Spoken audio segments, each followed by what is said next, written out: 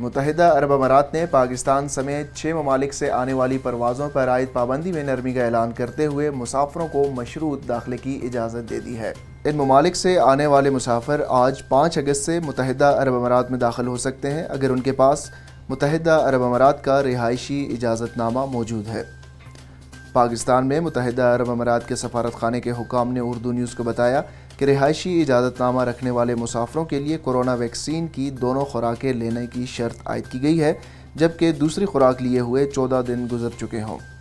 اس کے علاوہ امارات کے سرکاری حکام سے منظور شدہ ویکسینیشن سرٹیفکیٹ کی بھی شرط لاگو کی گئی ہے۔ پاکستان اور انڈیا سمیت ان 6 ممالک سے آنے والے ایسے مسافروں کو داخلے کی اجازت دی گئی ہے جو متحدہ عرب امارات میں ڈاکٹرز، نرسز یا دیگر طبی عملے کے طور پر خدمات سر انجام دے رہے ہیں۔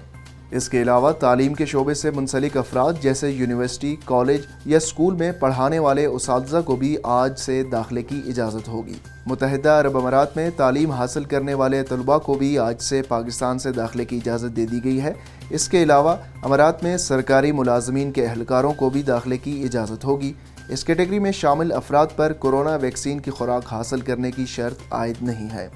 حکام کے مطابق تمام مسافروں کو سفر سے قبل Federal Authority for Identity and Citizenship سے اجازت حاصل کرنا ہوگی، جبکہ 48 گھنٹے قبل کا کورونا ٹیسٹ جمع کرانے کی شرط بھی عائد کی گئی ہے۔ اماراتی حکام نے تمام ممالک سے آنے والے ٹرانزٹ پروازوں کو بھی داخلے کی اجازت دے دی ہے۔ پاکستان میں متحدہ عرب امارات کے سفارت خانے کے حکام نے بتایا کہ ٹرانزٹ مسافروں کے طریقہ کار سے متعلق ابھی کچھ چیزیں طے کی جا رہی ہیں۔ ابتدائی طور پر 72 گھنٹے قبل کا کورونا ٹیسٹ کی شرط اور ویکسینیشن سرٹیفکیٹ کی شرط عائد کی گئی ہے، تاہم کسی مخصوص کمپنی کی ویکسین کی شرط لاگو نہیں ہوگی۔ اس خبر کی تفصیل اور مزید خبروں کے لیے آپ وزٹ کر سکتے ہیں ہماری ویب سائٹ urdunews.com۔